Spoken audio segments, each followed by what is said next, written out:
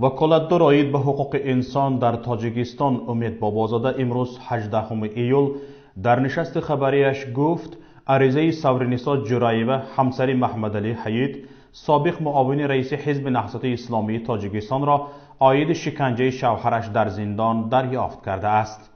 سورنیسا جرایوه به وکالتدار حقوق انسان نوشته است که شوهرش در زندان نودرابیه که شهر دوشنبه مورد شکنجه قرار می گیرد.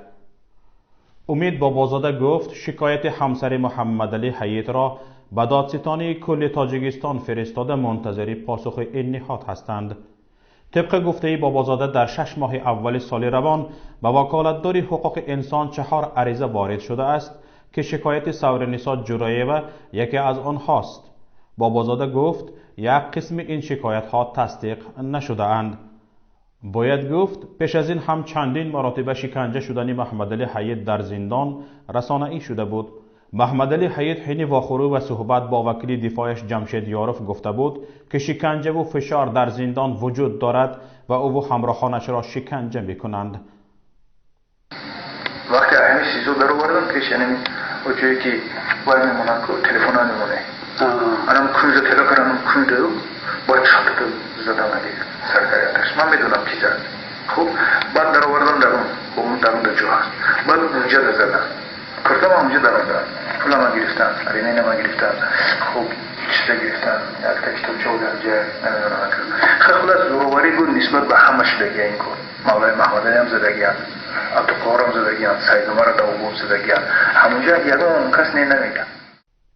جمشید یاروف که بعد دفاع حقوقیش به محبوسان سیاسی خود اون استوری چند ماه حبس شده در نتیجه فشار سازمان‌های بین المللی به حکومت تاجیکستان آزاد شده در اروپا پناهنده شده است میگوید در تاجیکستان شکنجه این یک واسطه معمولی به دست آوردن معلومات و نشان داد از طرف مقامات قدرتی هست و این شکنجه در تمام مراحل تفتیشات آغاز می شوند.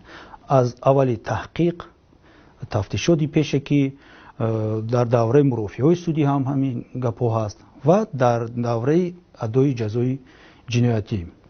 باری آخر ماه مارس سال جاری همسر محمد علی حید سورنیسا جرایوه به شبکه تلویزیونی و رادیویی BBC گفته بود که هنگام دیدار در زندان محمد علی حید گفته است که او را به خاطر علیه هماندیشگانش اظهارات ویدیویی ندادن شکنجه میکنند.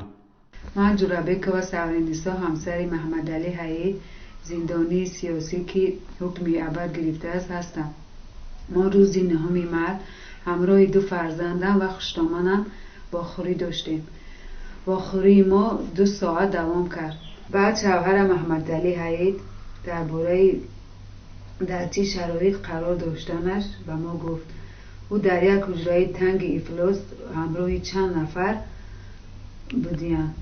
بعد از ما خواهش کرد که همین عذاب شکنجه که در همین جمع دارم همشه به سازمان‌ها و رسانه‌ای کنید و حتی گفت که بعد این سخن‌ها من ممکن با شکنجه شوم. او درباره چگونه شکنجه شدنش به ما گفت که شخصا او را رحمان و معاون اول عزت‌الله شریفوف شکنجه می‌کرده است.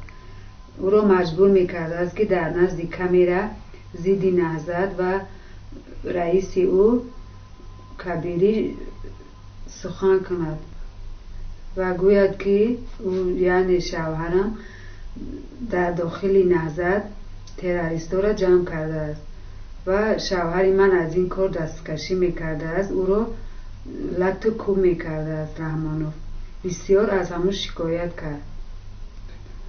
شکنجه او تیز دوام میکرده است.